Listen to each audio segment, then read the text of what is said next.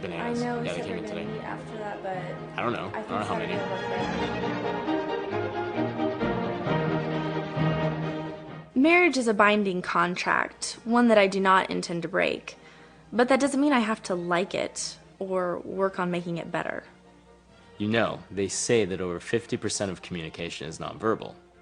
So that's why I just try to avoid communicating at all. When he comes home from a stressful day at work and I can tell he's upset, I find it best to throw all my anxieties and complaints on him one after another. Boom, boom, boom. It's like some kind of a competition between us who works harder. It's a competition I intend to win. Whenever my wife and I get into a loud screaming match, I like to make sure that I scream loud enough for the kids to hear. In fact, sometimes I actually have them stand around and listen to us yell. They say that love will build a bridge, but love won't build a tunnel under his insecurities, or fly an airplane over his lack of communication, or a rocket ship to avoid his bad breath in the morning. Some things love will never build. Marriage is a holy union, so that's why I'm married to my work as well as my iPhone. My husband and I struggle with our finances. But there is an entire struggling economy out there in need of stimulation. I charge more than I can afford for the good of this country. Sticks and stones may break my bones, but words may never hurt me. Well, you know what? Compliments don't help anyone either, and that's what they don't tell you. People think that marriage is like a big, delicious cake full of ingredients like love, commitment, communication, sacrifice. But love is more like a box of chocolates, where most of the ones are really disgusting and make you want to vomit, and you didn't think there'd be so many when you first bought it. But sometimes you'll come across some that are fine, but don't count on it. Joy is something on Christmas morning, or when you're playing with puppies, or when you've just won the lottery. But joy in marriage? Is there peace in war? Is there honesty in politics? No one ever won something worth having without blood and tears. Marriage isn't built on compromise. It is conquered on the battlefield. According to the Bible, I'm the head of the house, and I get to make all the decisions my way, whenever I want and for whatever reason. And I don't understand why that makes her mad. Sometimes I don't get what I want. Simple. I just take away something that he wants. Honesty is rarely useful. I find that when I don't get my way, it's generally because I didn't lie effectively. Do unto others as you would have them do unto you. No, that doesn't apply to marriage.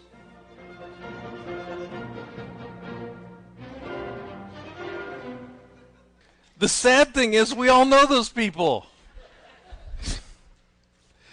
Well, last week we talked about finding God's best mate for you, and it's interesting. Anytime I do a marriage series, I get a lot of email. Generally, it's good, but I got an unusual one this week, and that normally after we talk about marriage, the emails I get tend to come from wives. And I got one from a husband. I got permission to share this with you as long as I don't identify. But this is interesting because this is a man asking a question I often hear from women. And no, it wasn't Greg. Just kidding. But it really cuts to the heart of what we're talking about today. Here's what he wrote. Pastor Tony, I give up. I'm on strike 2 and don't even want to think about a strike 3. My first marriage ended in divorce, and now my second is in serious trouble. We're both believers, but she isn't as committed as I am. After your lesson about finding the right spouse, I'm now wondering if we may have both missed God's will. We know that every marriage has its problem, but this has turned out so differently from what we both thought it would. How can something that seemed so right a few years ago seem so wrong now? Well, before we got married, we lived together to check out our sexual compatibility, and it turns out that how someone responds while unmarried is no guarantee of how they will respond when commitment is actually introduced. We don't even sleep in the same room now. I feel like I'm trapped in a bait and switch. I'm hurt and angry and frustrated. I fantasize about others I could have married. At this point, divorce seems like a merciful act. I want to do the right thing, but I don't know if I have the strength to. What happened to us? Is it really possible to make this work? one of the things you got to get about God's plan for you is that God's plan is dynamic, not static. It means it's alive and it's moving and it's changing and it's shifting based on you. It's not, this is it, and if you mess up one mistake and you're just out. Okay? It doesn't work like that, because we all make mistakes, right? I mean, I'm personally glad that God's plan for me is dynamic, that God can work in spite of my mistakes, or I'd have been out a long time ago. Now, as we look at this thing, you got to understand, from the Old Testament, the entire Old Testament is a story about God working through people who screwed up and screwed up royally. I mean, they messed up bad. And so God says to us, he says, listen, I know you're not perfect. I take into account your flaws. And when you mess up, I'm able to work around those to a certain extent. When you make a dumb choice, when you make a bad decision, when you marry the person that maybe I wouldn't have picked for you to start with, I can still work with that. Now, today God says to you, I can help you create the marriage that you have been looking for, the marriage that your heart longs for, if you allow me to change you and how you look at your marriage now, and then we'll work on changing your spouse after we work on you, and we can do the impossible together. Now, let's start off first today with what generally goes wrong in a marriage. All right? Having counseled a lot of couples back in the day when I did that, basically it all comes down to just a few things, and these are probably the four most common things that I've seen, and let's just work through these, because they'll help you understand part of what's going on, or what went on in a past marriage, or what's going on in the marriage you're in now. So what generally goes wrong in a marriage? First one, A, unresolved issues. Now, these are issues that cause you to second guess or feel like you married the wrong person. Listen, like it or not, admit it or not, when you got married, you brought a barge load of issues into your marriage too. I mean, your partner did too, all right? But you brought in a lot of stuff. Even if you came from what you feel was a really good family, you brought a lot of baggage in. See, a lot of people, once they get married and things start going south, they don't feel so comfortable. They start thinking that the marriage created all these problems. No, the marriage did not create the problems. The marriage revealed the problems. See, if you'd chosen to never marry, you probably could have lived the rest of your life, live your life alone, have 17 cats, and all that kind of stuff. And at the end of your life, you would have never been confronted with these things, these quirks, these eccentricities, these selfishness things, these narcissistic things in your life that now, once you are up close and confined in a small area with somebody, they're going to point them out. And thus begins that ongoing struggle to work on those things. That is called conflict. See, I'm going to tell you, the best way to get prepared for a marriage is to go deal with all your stuff from before your marriage. Go take care of all that. Get some reconciliation. Make peace with your parents. Have an honest look at your family background and say, here's some stuff I need to bring forward from my family. Here's some stuff I need to leave back at my family. This is stuff I shouldn't hang on to. And you deal with as much of the past as you can and those relationships as you can before you get into the marriage. Otherwise, if you don't do that, what happens is you get married, and the first time your spouse does something that reminds you of somebody else, who do you react to? You actually react to somebody else. And you start blaming your spouse for stuff your spouse has nothing to do with. And so all that anger you've got from your past gets refocused onto your present, and that's not really fair. That's one of the most common reasons why marriages go south. All right? So unresolved issues. Here's the next one, B. Unmet expectations. Unmet expectations. I don't know of any other area in our lives where we set such high expectations so that we can fall off of a cliff and be killed. I mean, I have no idea anywhere else we do this. I mean, we read all these books, we watch all these movies where Prince Charming arrives in his shining armor, and he swoops up the fair maiden, and they ride off together on a white horse, into an eternally beautiful sunset, when in reality, if they ride off at all, it's in a used car, and it's not into a sunset, it's into the smog of a relationship building. It's in a place where you can't see even your own reflection. You know, one of the first things I tell brides, and anybody I've done a wedding for will tell you, my very first meeting with them, I tell them this. Here's all that's required for you to get married. You show up at my house with marriage license in hand at 2:30 in the morning. I wake up my wife. I go get one of the neighbors who's over 18. I bring him in, and I say in front of you, are you sure you want to marry him? And you just grunt, ugh. And I say, are you sure you want to marry her? And he just grunts, ugh. Then I say, all right, you're married. I sign your witness's sign. You walk back out. 2 minutes from the time you came into the door, you're walking out the door married. That's all that's required to legally entangle yourselves, okay? So anything that happens after that is stuff that you create.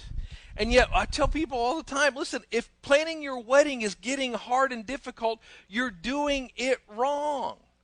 But what's happened is we have gone out and we have read bridal magazines. You ever read a bridal magazine?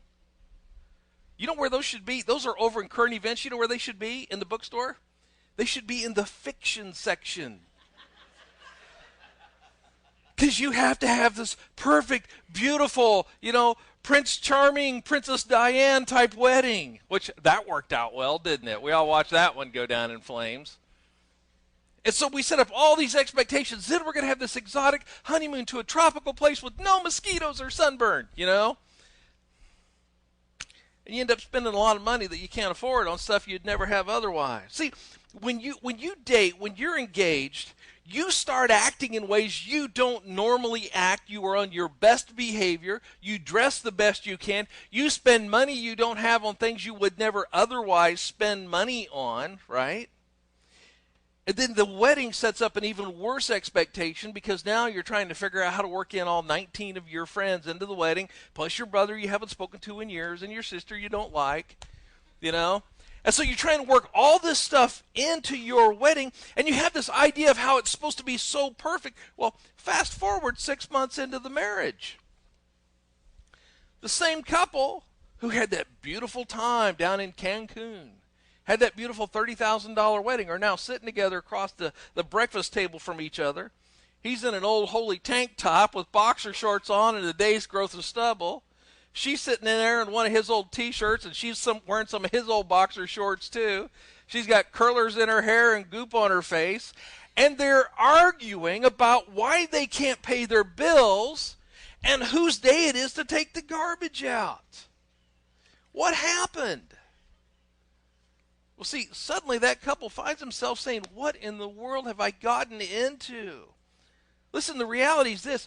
Marriage is composed of two very flawed, very imperfect individuals, and it's foolish to think that having a ceremony or moving them in together, these two flawed people can have a perfect relationship. So we set the expectations too high. All right, here's the third thing. Underestimated differences. Underestimated differences. You know that old cliche, opposites attract? The truth is, when it comes to love and relationships, opposites attack. Yeah.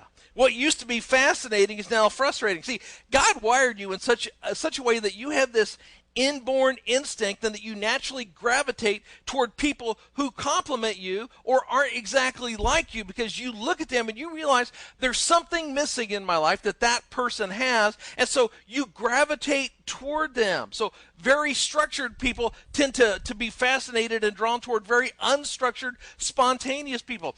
Shy and reserved people tend to be drawn toward very loud and confident people. And at first those things fascinate us. But after we live with them for a little while, they start to irritate us. It's 9 o'clock at night. You want to go where? I have to get dressed to do that. See, before marriage, what we like to do, we like to minimize our differences, and we like to maximize what we have in common, and so we overestimate what we have in common. That's why it's just not uncommon for marriage counselors to hear something like this. I just don't understand him. Or, she's driving me crazy. Because we underestimate just how different we are from each other. All right, here's the fourth one, D.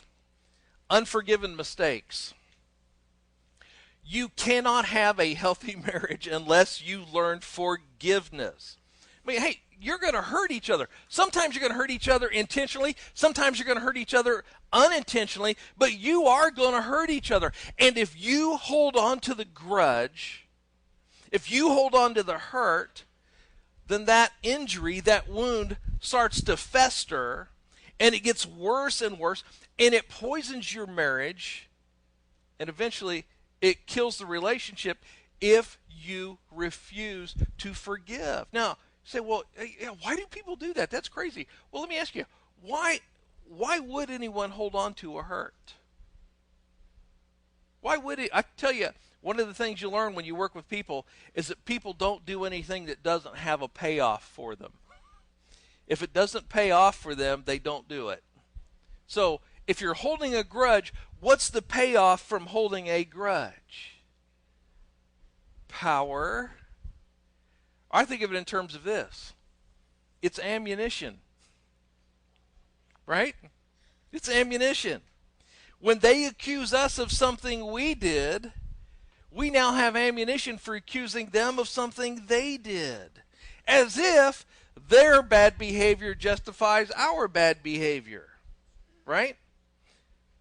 It's like we're trying to balance things out, trying to balance out the score so that it tips just a little bit in our favor and we can win. But by the end of the fight, what we really end up with is we end up with two losers. Now, you ever see a home makeover? Ty Pennington and all those guys? Yeah, that's fascinating stuff. They go in, they take a house. Well, I don't so much like, I like Holmes. What's that guy's name? It's Mike Holmes on Homes or something like that, where he comes in and takes a house. He doesn't tear it down. Well, generally, he doesn't take it and tear it down, but he repairs what's wrong with it. And I like what they do because they take an average house and they keep the house, they keep the home intact, but they modify the yard, they change the paint schemes, they update the inside, and it's the same house, but it comes out looking like a brand new house when they're done. Now, how do they do that? Well, the key to a good makeover is knowing what to do with what you've got. You can't do anything with something you don't have. So you got to know what you got and you work with that. So let's talk about how we can do a home makeover for our marriage working with what we've got. All right? Let's talk about that. There are 5 things I think will help transform your marriage and your home. All right? So here we go. Number 2, how can we do a marriage makeover? First thing, A, I must accept responsibility for my actions. I got to accept responsibility for what I have done. You can't control your spouse. You can't control your spouse's actions. You can't control your spouse's attitudes, but you can control yours, right? So you take responsibility for your marriage. Quit blaming others. Be responsible for your part of the problem and your part of the solution. That means quit having a pity party about your marriage. Stop running around to all your friends and looking for sympathy all the time. Stop blaming your spouse for your unhappiness. You cannot fix your marriage when your focus is on fixing the blame. Can't do it. Let me give you a little insight. It's something I've seen I've seen this played out dozens of times in church in the last 30 years. I'll see a wife who comes to church alone, and she gets in a small group, which is good. We encourage small groups. She gets involved in a small group. And in her small group, she says, please pray for my husband. Please pray for my husband. He's so mean, but I love him so much. But he's so mean. Please pray for my husband. Please pray for my husband. Well, what she doesn't understand is those people she asked are actually going to pray for her husband. And when they pray for her husband because they're righteous people, guess what happens? God answers their prayers, and something very, very unsettling happens. He becomes a Christ follower. This totally messes up her routine. All right, this totally messes up her routine because now when she comes to church and he comes with her, people can measure what she says by the reality that they can see.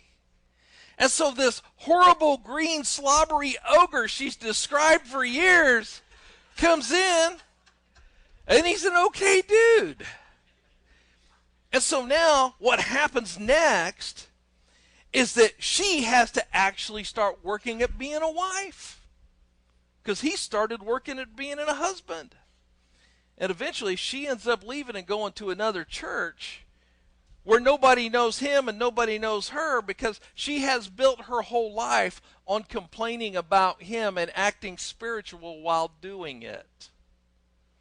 So she's got to go someplace nobody knows her so that she can continue her pattern and excuse herself from the responsibility of her actions. We do that in a lot of different forms, don't we? Now, okay, so I got to accept responsibility. How do I accept responsibility for my actions? All right, first thing I got to deal with, it's not in your notes, but I'll just throw this out to you. First thing I got to deal with is I've got to deal with just one problem at a time. I mean, your marriage may be an entire beehive of problems, but you don't just go up and kick the whole thing, right? What you do is you start dealing with the bees one at a time. So you sit down with your spouse and you say, okay, I know we're struggling. Let's work on a common area. Where do you think we need to change? Where can we make it better? Where can I give and where can you give? And the two of you work out that first part and you start there. And I tell you what, you will build credibility and you will build momentum if you will take responsibility for your part of it and quit worrying about him taking responsibility for his or her taking responsibility for hers. So just take responsibility for yours. All right. Second thing, I must believe my marriage can change. B is I must believe my marriage can change. You may really be confused about your marriage right now. I mean, you may be really disappointed. You may be really hurt. You may feel really hopeless. But if you're a Christ follower, I really want to encourage you, don't give up. Why? Look at Matthew 19. Humanly speaking, it is impossible. But with God, how much is possible? Everything is possible, including fixing your marriage. So maybe the question is a matter of perspective. How are you looking at your spouse? How are you looking at your marriage? I mean, you may be looking at it and saying, well, I got to tell you, from a human perspective, this puppy is deader than a rock. I mean, this thing is dead. It died years ago. It's in the coffin. I'm just waiting on the final nail on the lid of the coffin at this point. But from God's point of view, God has a history of raising the dead, right? We just celebrated that. See, what's happening with your perspective is the biggest challenge in your marriage may be keeping you out of the way so God can do what he does. But we like to get in and help God, don't we? God says, that's not for you to change him or her. That's for me to change him. Let me just tell you, you got to trust God on this. Just got to absolutely trust God on this. You do your part with you and let God change the marriage, right? Next thing, C. I must commit to doing whatever it takes. Galatians 6:9. So let's not get tired. Let's not get tired of doing what is good. At just the right time, we will reap a harvest of blessing if we don't give up. Hey, great marriages don't just happen. I mean, great marriages, people don't just luck into great marriages. I mean, great marriages, they come from commitment. They come from effort. Your marriage, understand, your marriage is never stationary. The two of you are just never side by side. What happens in your marriage, and it happens on a daily basis, sometimes on an hourly basis, your marriage and the distance between husband and wife is going like this all the time. Sometimes you're closer, sometimes you're farther away. Sometimes you're close, sometimes you're far. Sometimes you're close, sometimes you're far. And you've got to deal with that. The key to that is to monitor that and know where you are and close the gap when you're apart. Learn how to handle that. Learn how to approach that. You know, I mean, to close that gap, that's going to take a lot of honesty. That's going to take a lot of humility. It's going to take a lot of willingness on your part to change areas you think may not need change. It's going to take persistence. It's going to take flexibility. Most of all, I'll tell you what, a great marriage takes a lot of time. I mean, you probably didn't mess up your marriage overnight. You're not going to fix it overnight. You're not going to fix it in one trip to the counselor. Simply getting up front and renewing your vows someday does not clean up your marriage. And I'll tell you, some of you, y'all just check out too soon. Your relationship starts to go south, so you go looking for somebody new and you never deal with your issues. And then the problem you have is you go into a new relationship, and the worst thing that could possibly happen in your new relationship is that you go into it. Because you take your barge load of stuff and you sneak it in and you dump it on some poor unsuspecting person because you've never dealt with you. And I'll guarantee you, in your marriage, you're at least half the problem. So what do you do then when you feel like, oh, I don't know if I can work through this, I'm out of gas? All right, write this off to the side in your notes somewhere. 2 things you do. You pray and you obey.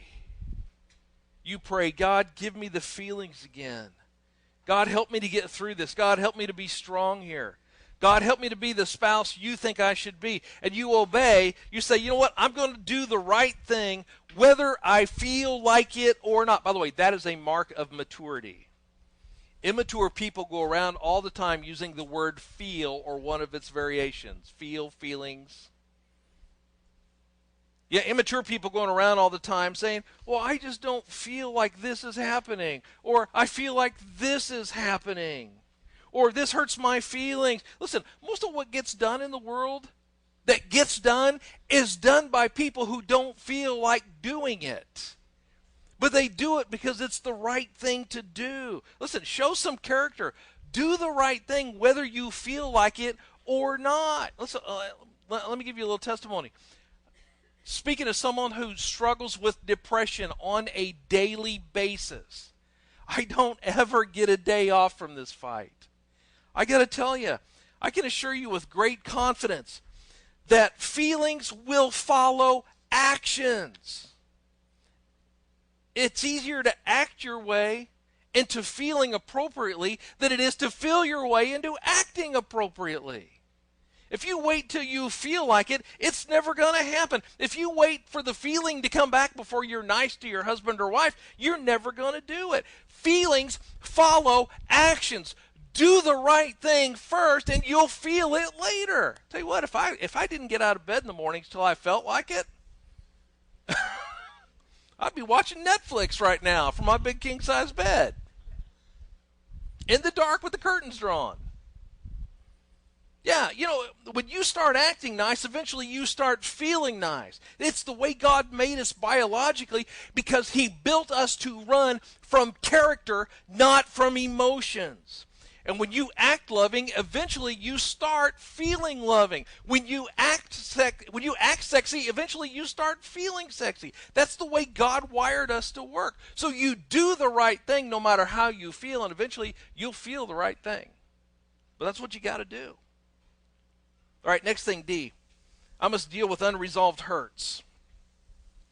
Unresolved hurts. I guarantee you almost every couple that I've ever had to work with, and I know this from just our experience at our house, we all hang on to stuff, right?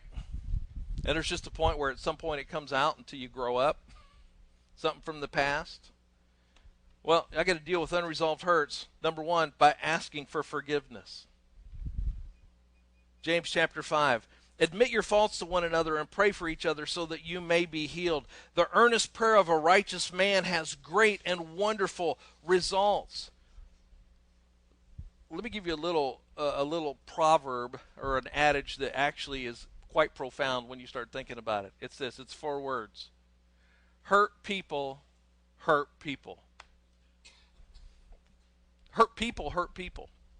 Hurt people are always going to inflict pain on others. It's always going to happen. And all of us have been hurt. So we react to what happens to us based on past hurts, and we figured out a defensive measure to try to prevent that hurt from coming at us again is we hurt the person we perceive it's coming from as a punishment. Listen, one of the keys of having a healthy relationship is the ability to ask for forgiveness. Is to be able to go to your spouse and say, hey, I didn't mean that today. I'm so sorry I said that. I'm sorry I got up cranky today. You know, my day got away from me. My attitude got away from me. I'm sorry for that. Will you forgive me? I tell you what, one of the most beautiful things I've ever seen was a believing wife who was struggling with an unbelieving husband say to her husband this. She said, I am sorry that I hurt you.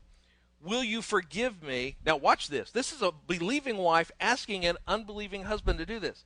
She said, and will you remember to pray for me when you pray? Man, that's powerful. You know how she can get away with that? It's like 97% of Americans pray at some point. Even though some of them claim to be atheists. They actually mean agnostic, but they claim to be atheists. And yet they still pray. Listen, that's powerful. That's a bonding moment because he reacted great toward her when she asked because he knew how much she valued prayer. That was pretty hard for him to decline. And if an unbelieving husband will take that so well, how much more a believing spouse would you apologize and ask for prayer? Now that brings us to this next piece we've got to deal with in this unresolved hurt. Number 2, by offering forgiveness. Colossians 3:13. Be gentle and ready to forgive. Never hold grudges. Remember, the Lord forgave you, so you what? Must forgive others. It doesn't say so you should forgive others, right? So you ought to forgive others. So you should if you could. No. He says you must. See, and when you forgive it, what you do is you take it and you put it away and you don't bring it back up again. Say, I would forgive him if he would just ask. No. Forgiving others isn't so much for them as it is for you. You just forgive without fanfare. You forgive without commentary. Because a lot of us like to do commentary, right? I just want you to know you really hurt my feelings today, but I forgive you for being a jerk. Okay? That is not actually an apology. Okay? Yes, it looks similar to an apology. Well, no, it doesn't. Okay? So, yeah, don't do that. Don't do that. Your forgiveness of others is for your own emotional health and your own spiritual health more than theirs. Okay? Last thing, E, I must enlist support from others. Can I tell you, your marriage is not going to make it if it's just you and your spouse working on it. I mean, most everything in our culture is working against your marriage. I mean, the attitude society has is that if you don't like it, if it makes you uncomfortable, if you don't feel good about it today, just quit. Our culture today says, I just got to do what's right for me. I've got to find myself. I've got to think about me. When what you really need is you need a support group of people who can help both of you grow up as human beings and then as believers and then as a family. Watch this from Proverbs 19. Get all the advice and instruction you can so you will be wise for how long? For the rest of your life, or as we like to say it, for the rest of your marriage. For the rest of your marriage. Proverbs 24:3. It takes wisdom to have a good family. It takes understanding to make it strong. Listen, you need to have around yourself couples who are healthy couples that you can interact with, that you can visit with, that when you need to, you can call on them for some input, some help, and some mentoring. Listen, let me just talk to the guys for a second. Ladies, put your fingers in your ears. All right. Guys, here you go. When our marriages get tough, there's one thing we really don't want to do. We don't want an outsider coming in and finding out how tough our marriage is, right? If somebody suggests that we go get some third-party help, what's our response? Not interested. Not going to do it. Doesn't work. Had a friend who tried it, and it didn't work. Didn't do any good. Yeah, quite honestly, we refute it out of hand. You know why we refute it out of hand? Okay, suck it up. Because we're cowardly when it comes to our relationships. We're a bunch of big babies. And we don't want to admit that we've come to a point where we don't know what to do. We don't want to admit that we've come to a point where we don't want to do the right thing. And so we stand on our pride until it's too late. There's another proverb that I want to read to you. It's not listed in your text. Write this off to the side there in the margin somewhere. It's Proverbs 16:18. Proverbs chapter 16, verse 18. It reads like this. Proverbs chapter 16, verse 18. Pride goes before destruction, and haughtiness before a fall. Let me rephrase that for you in the context of this relationship thing. Pride goes before the divorce papers are served to you. And haughtiness goes right before you get limited access to your kids. Getting help verifies your manhood. Refusing help verifies your cowardice. Deal with it. Now, ladies, Guys, you can listen because the ladies did not put their fingers in their ears. All right.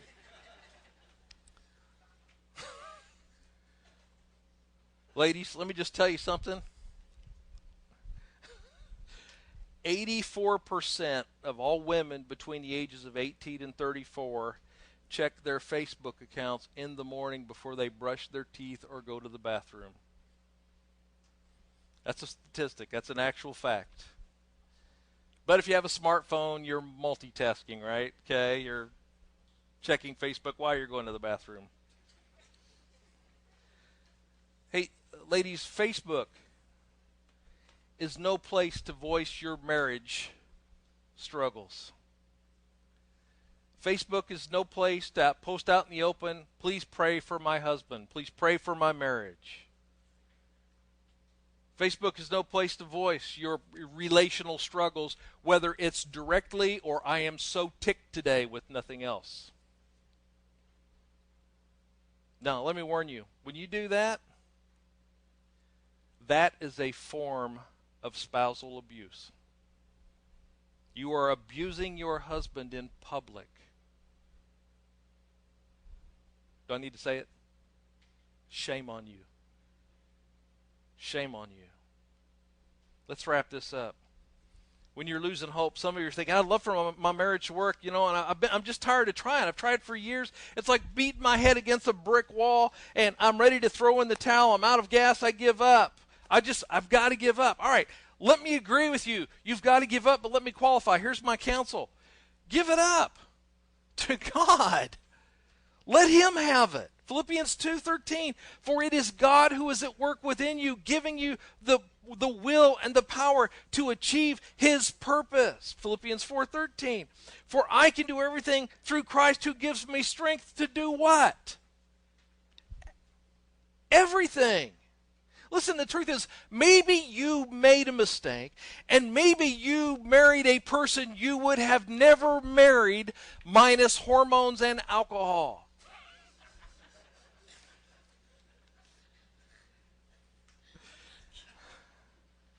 All right, so what do you do? The beer goggles are off. What do you do now, right? You just walk out? Do you just leave? I mean, what do you do? Yes. What do you do? You're just ruining my whole lesson. Okay, what do you do now? Do you just run out of the relationship? No. God says you won't. You know what? You made a promise. You made a vow. Let me help you keep it. Stay in there. Let's change you, and we'll change the marriage. I'll do a miracle if you'll stay out of my way and quit telling me what to do and start doing what I say. I want to ask you, would you bow your heads with me? I want to be very, very clear that I'm not telling you that if you're being physically abused that you're supposed to stay in a relationship. That you're supposed to stay in that house. If you're being physically abused right now, then you need to get out in a separation. You need to get some health, some accountability. You need to get your life in order. You need to build up some trust, and you need to work toward getting it back together if it's possible, and let God work in your life. In fact, if you're being abused physically, come see me, because I can help you take care of that problem. But if you're sitting next to your spouse right now, or next to that fiance or that one that's soon going to be your spouse, you might want to reach over and join hands. Give a little squeeze that says, you know what, I want our marriage to work. Yeah, we got our challenges. We got some stuff we're dealing with. There are times where you've maybe unintentionally hurt me and I've unintentionally hurt you, or maybe we've even done it intentionally. But I want this relationship to work. I want to pray for you today as your pastor. Father, there are so many couples here this weekend who are struggling. And Father, I want to ask you, would you please help them? Lord, there are those today that are separated from each other. Would you help them? There are others considering divorce. Would you help them? Lord, there are those who stayed together, but there's absolutely no spark anymore, and the feeling and the light has gone out. Would you help them?